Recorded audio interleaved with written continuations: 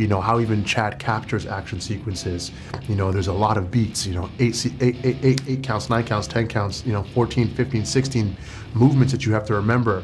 And Chad is a perfectionist. And a lot of his takes are one takes. You know, there's a really iconic scene, which I won't spoil, but it's like following all the guys. And you know which take I'm talking about. I do know which take. I think that scene was maybe a couple days because it was so intricate. I remember back on the last one, like, you know, I've always been a Halle Berry fan. Made sense.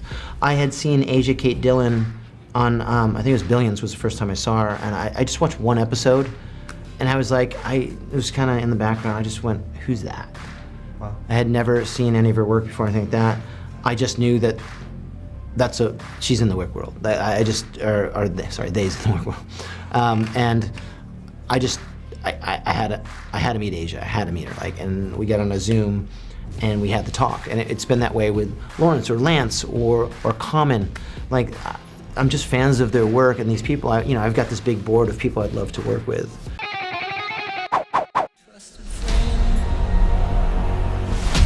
A new day is dawning. New ideas, new rules, new management. We've known each other since we were 9 or 10. First of all, guys, this is pretty brilliant. I've been a fan of this. First of all, how did you get involved with this? Got a call from Chad Stahelski saying that he had a role called The Tracker. I actually worked with Chad Stahelski on a previous project. He remembered my work from that film. He got on a Zoom with me. He said, hey dude, I got this interesting project called John Wick 4. I was trying to contain myself with the excitement. And he said, read the script. If you respond to it, you know, you could have the part. I didn't have to read any script, to be honest. It was John Wick 4. It was kind of a no-brainer. Yeah. But I did read the script, and it was exciting, and I called him back, and he said, hey, let's do this. And, you know, it's fairly simple in that way. But it definitely came with a lot more work than just getting the job. But he also warned me and said, hey, listen, there's going to be a lot of work. It's going to be long days. He kind of gave me the disclaimer, and I said to him, listen, work's my middle name. I'm up for the task. And now we're here. Nice. Your career has been amazing. I mean, you've been a part of so many huge projects. How did you get involved? I worked with Keanu 12 years ago at a movie called 47 Ronin. And then he told me that next project is a big action movie with Chad. So I said, good luck. And I watched 1, 2, 3. Then finally, Chad called me, and I created a role for you. And it's an old friend of John Wick. And then, oh my gosh, that's the best role for me, I thought. So jumped in to the project, and then it was a great reunion with Keanu. What is it about working on this project? Because the guys at 8711 are the best in the business. Let's be real when it comes to action.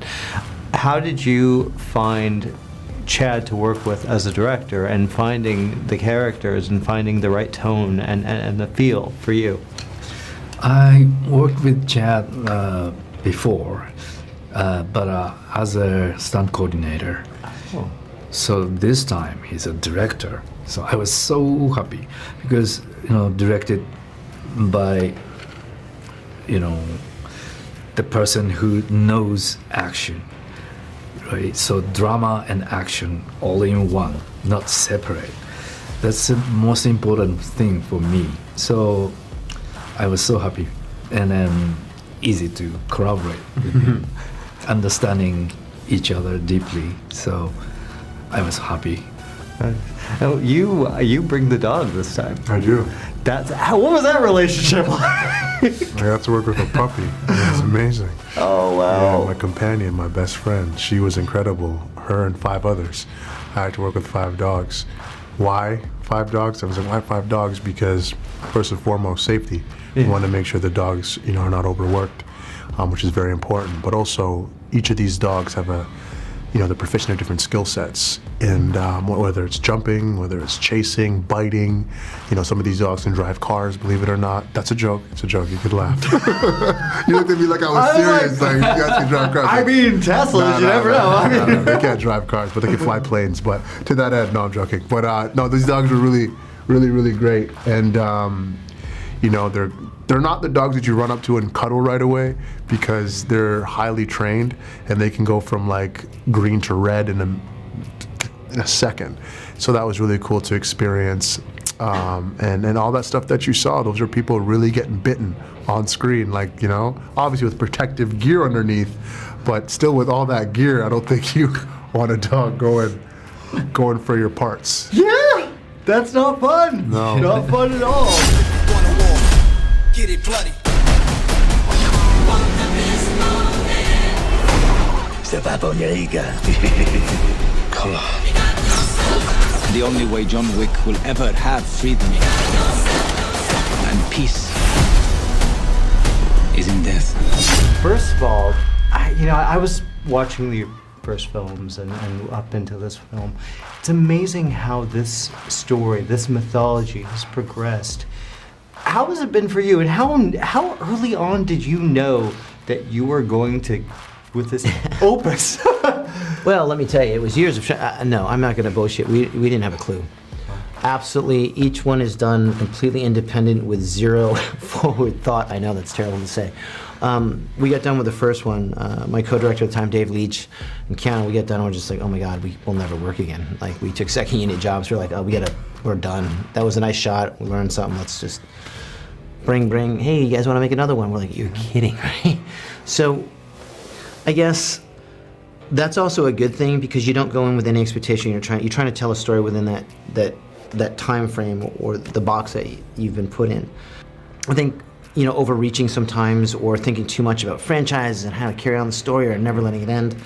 We just want to tell a good part of a story, and it's always fascinating when you meet someone. You don't know their whole life story. You just want to know about that the night before. What's that little chunk, or what's the interesting part of the day, right?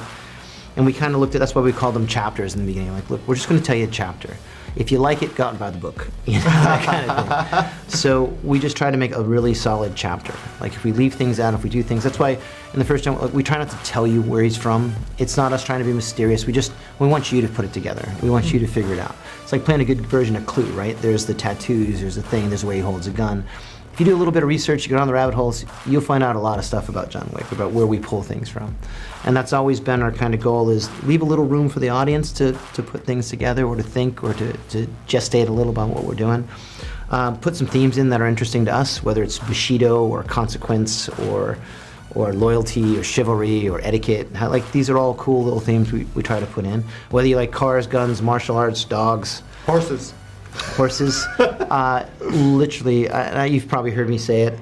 Before each movie, we have this huge room with a big whiteboard, and we write down everything. Like, I like pizza, I like Latin, I like the use of Latin, I like subtitles, I like sparkling things, I like waterfalls. Oh, Waterfalls Dance Club, let's put it together.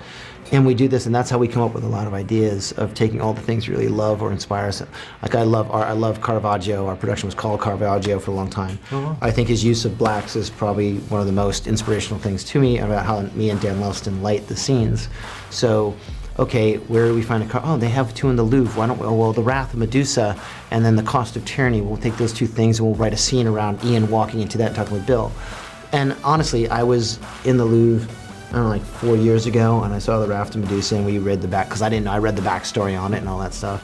And then you go to the Caravaggio wing and you do this, and you start putting these little ideas together, and even if you don't shoot the actual painting, it gives you thought. Yeah. So I guess what I'm saying is we pull inspiration from everywhere, and that's how we start doing all the wicks. That's how we keep getting the wacky idea. My dad was a plumber, or still is a plumber.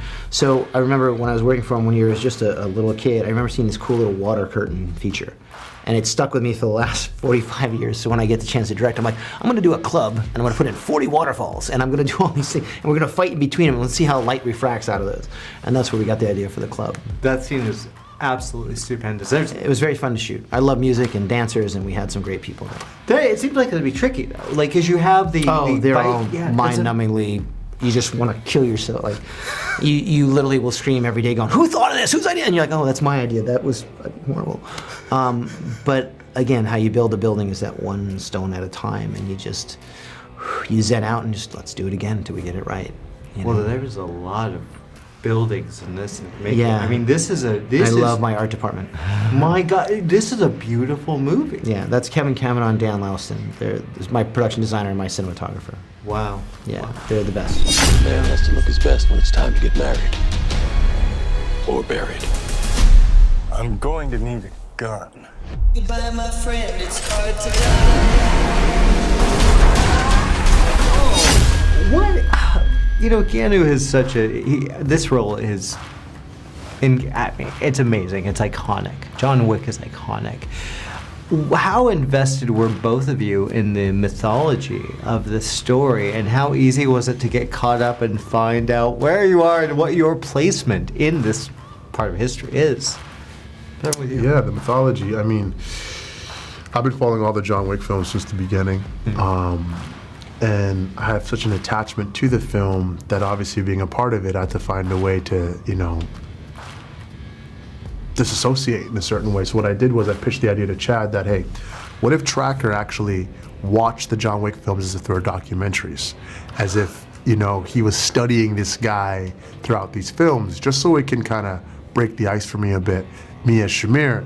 And so he loved the idea, and so that's why when the Tracker goes into this world, he's saying things like, I'm Mr. Nobody. He doesn't take the Marquis seriously because he's been seeing this, he's been documenting this, he's been watching it from the beginning. So I just wanted to add to that mythology, similar to how the audience, looks at the film and they're watching the film. The Tracker is just an audience member that decided to go, hey, I'm gonna raise my hand and try to go after John Wick. Yeah. And that's kind of how I, positioned it, and Chad loved it, and kind of that was my take going into the world. Oh, fit too, because it kind of led up to that in the past film. If you're watching it, all those guys like, I'm jumping in, I'm going to get the guy. Yeah, for sure. Yeah. With you, what about you? How did you kind of find the action is so good in this? What was the training for you like? I had a 3 weeks training this time, but Yeah. I have Wow. experience for the action movies, so Yeah. skipped the basic training and then jump into the choreograph. So put into my ideas, characters, emotion, and then changing. It was so nice collaboration, especially with Donnie. He's a pro too. So. Oh my gosh. Yeah. Oh my god. Idea, put into the scenes, and then Chad watching our chemistry and chemical reaction. So much fun, and then easy to collaborate with him. You also have a lovely relationship with the daughter here. There's a lot of levels with this character. Did you kind of feel that? How was it like? What was it like working with her and kind of finding that balance? My daughter, Rina Sawayama, she has a great talent. So to create our, father-daughter bonding, we spent time together as much as possible, and training, rehearsal, and then reading session every day, and then, we could feel real father and daughter when we started the shooting. Yeah, it was nice. It was nice. A lovely performance from both of you. Thank you very much. Yeah, with you, I was really impressed because you do stand out in this world in such an interesting way. What about you for the action? How easy was it for you to jump into the way that they do action, the way they make it real and feel so visceral? I think it's a credit to Chad of his selection process. He chooses guys and gals who really understand martial arts, who has a bit of that skill set. And so I love martial arts, and for me, being a martial artist, not a level of hero. I just want to start by saying that, okay? I'm like green, and he's black belt, so us. For me, having that affinity for the craft, jumping into their world, so the John Wick world, the John Wick boot camp, so to speak, was learning the style of how they do things, gung fu, in John Wick land, how even Chad captures action sequences. There's a lot of beats, 8 counts, 9 counts, 10 counts, 14, 15, 16 movements that you have to remember. And Chad is a perfectionist, and a lot of his takes are one takes. There's a really iconic scene which I won't spoil, but it's like following all the guys. And you know which take I'm talking about. I do know which take. I think that scene was maybe a couple days because it was so intricate. And so with the movement, you got to really know what you're doing and being safe. So it was a learning experience for me. It was a master class, and it was fun, quite frankly, to be able to do that. And I've said this before, I treat my body like an amusement park with martial arts. Like, I love getting beat up and pushed around, especially by Keanu Reeves. Hero, I don't know, he just, I got to be careful with Hero. He's too quick. And Donnie Yen. Yeah. Hiro, I again, like he mentions your history with this. Was it, did they bring in anything that you brought in? Did you say, hey, this might work for this, or this might, if we're doing this scene, we could do something like that? Did you feel did you kind of contribute in any way? Yeah, always doing that kind of things. The choreographer create the movement, and then I do in own way, and then I put some ideas, changes. Depends on the character and situation and emotion. So totally matching is the goal. So always doing that for every single roles or movies. Well, it seems like too you'd have kind of an expert. You're kind of an expert. You know what you're doing. So when you have have you ever had a stunt coordinator come and go, yeah, we need to do that? And you're like, dude, seriously? what are you thinking? That's not going to work. Have you ever had one of those moments? Maybe not in this film, but no. For the both of you, this is such a big world that Chad has created, and it's become such a massive following. What was your favorite moment? And you mentioned that scene, which is, again, not spoiling it, one of the best action scenes I think I've seen in years, easily. What was your favorite moment, something that you got to experience, and whether it's working with Keanu or something you got to do with Chad, finding that level of, I don't know, or working with the dogs? Yeah, I mean, there's so many favorite moments. It's hard to choose one. I will choose two. The first moment for me, selfishly, was my scenes with Keanu Reeves, the ultimate fight scene at the end that I had with him. That was really, really cool to be able to, I'm a Matrix fan, to be like, I'm going toe-to-toe with Neo. So that to me was, incredible. And two, watching Donnie Yen, watching Donnie, I actually came to set just to see him work because he is next level, and he's not a spring chicken with so much love and respect, and to know that he's not a spring chicken and he can move faster than me goes to show the skill set, and how incredible these guys are, specifically Donnie. So that was really cool to see his work with Keanu and how quickly they move, and yeah, it's pretty fascinating. Yeah. What about you? For me, yeah, if I can say two, fighting with Donnie. That was a beautiful set, like a stage, and then collaborate with him was so much fun. And also, it's a not action scene, but with Keanu, drinking this whiskey and talking. Somehow, I love that scene. And then we could use our, chemistry into the role, knowing each other a long time, so like a brother. So I love that scene. It's a great scene. Well, I think that's what makes this movie even more special than, like, this is a great franchise all around, but this is a long film. This is almost 3 hours, but it honestly doesn't feel like it. You're watching and you're kind of like, you're so entrenched in the world. And that includes the scenes of dialogue. That includes the relationships. When you read the script, what was your, I know you said yes for sure without reading the script. When you did finally read it, what was your impression of the character? Well, the character for Tracker, I thought he was so interesting and so different from what we've seen in the rest of the films that I was so lucky that I was being considered for it, because I knew I could bring so much to it.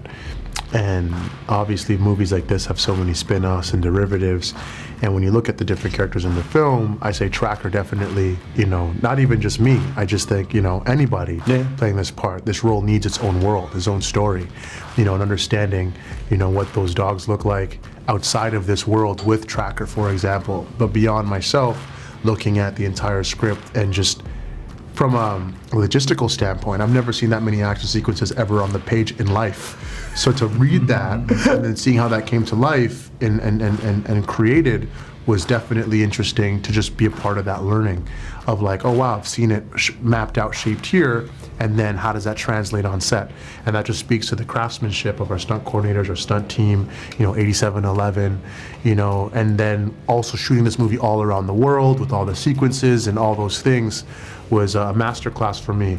Just from a performer, an actor, an aspiring director, to be like, wow, this is how you do it, and this is how you bring it to set. So that was really cool about reading the script. Well, if you're an aspiring director, I can't imagine a better place to learn. Honestly. What about you? What did you react to when you read the script, having the part written specifically for you? Yeah, I thought Chad wanted me to do some kind of samurai in the nowadays. Royalty for brotherhood, of course, and then sacrifice, everything, including to my role, was like a samurai spirit. And then, yeah, Chad told me that too. Well, you guys were amazing. We got wrapped up, but Thank you so much. Appreciate Awesome, it. guys.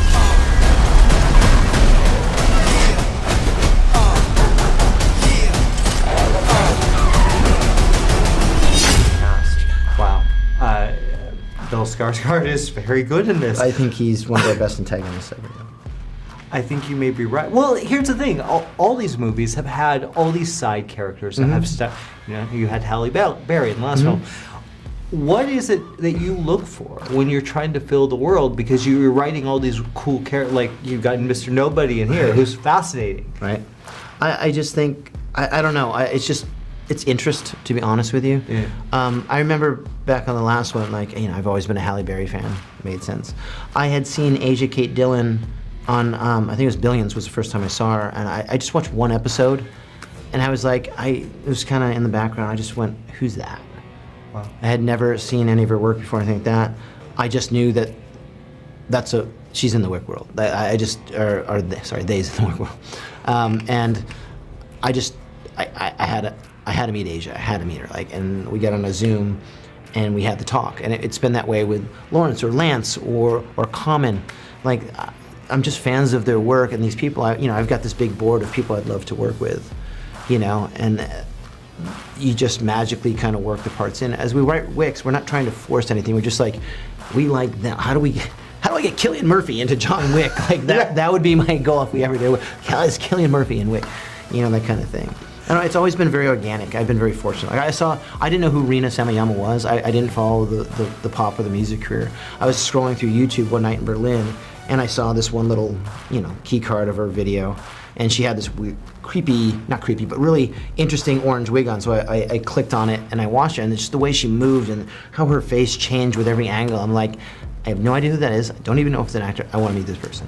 Yeah. And 2 days later, I was on a Zoom call with her, and I said, how would you like to be in a movie? That's amazing. That's amazing. Pretty cool. Look, one of the things I do like about this film, one of the many things I like about this film, is I want to get back a little bit to the length. Were you afraid at all at any time that, okay, this is going to be too long, people are going to freak out about this? It wasn't afraid. You just don't know, right? When you, if people, it takes a while for us to cut the film, to edit film, to test, to watch. When they say it's not you can't just look at a sequence, okay, the actor trying to, let's just put 5 minutes here, 5 minutes here. Yeah. That's a shitty way of editing. That's a shitty way to look at a project. That's a shitty way to take time out. And unfortunately, everybody's big in the industry about run times. A movie can't be successful if it's over 2 hours. Yeah. And we can look, if anything's been proven with streamers and content nowadays is if it's good, they'll watch it. If it's not, they won't. Yeah. You could have a 90-minute film feel like 3 hours, and you can have a 3-hour film feel like 15 minutes. It's like, if it's good, you'll watch it. Yeah. I've watched 3 seasons of TV in a day, because I'm into it. But you don't know. So every time I would trim something, the only way to truly know, I can watch that Arc de Triomphe sequence and watch it, and I think it's 11 minutes with all the acting and stuff. But you watch it and you go, yeah, that's, maybe, okay, this feels good. The real trick is to watch it in the 2.5 hour, the actual movie is 2 hours and 38 minutes. Yeah. The only way I can tell if something's right or wrong is not by the pieces, it's by the whole. Yeah. So every time we really made a difference, we're trying to either tighten the pace, in my mind, we've nailed sequences. Great sequence, and then we watch a whole movie and you're like, this fucking thing just feels long. Like, what do we do wrong? Yeah. And it's because the pieces didn't quite, there's an overall rhythm. I liken it to like, you're on the roller coaster. If you had 5 loops in a row, the first loop would never feel that cool, but the 5th one would feel boring, right? So you kind of got to pace yourself out over the course of it. So the trick is, any movie is overall pacing and not just duration or not just length of a sequence, is get the vibe. You know, if you're with Bill Skarsgård or Ian McShane talking, I'm with them. I could hear Lawrence Fishburne talk all day. But if it's just some guy, you know, driving and hitting people with a car, even though it's action, it could be very, very boring. So you don't know till you put it together and you watch the whole thing. We didn't know till fairly recently that, okay, this is the right length. And then I mean, I understand everyone's different viewpoint. So you try to do, you know, let's do the 20-minute cutout version. Sure. And then we'll watch it just in the inner circle, because we watched it. And like, we'll watch it go, oh my God, that was horrible, put that back. Like, just, that's not it. Yeah. And every time we do that, even though we get really angry about people trying to cut the movie, you might see 1 or 2 trims that actually help the overall pace. And that's, as much as I'd like to be anti-cut anything, it did make the movie better, but we just had to know we had the freedom to find that. And like, the studio was very, very, very supportive.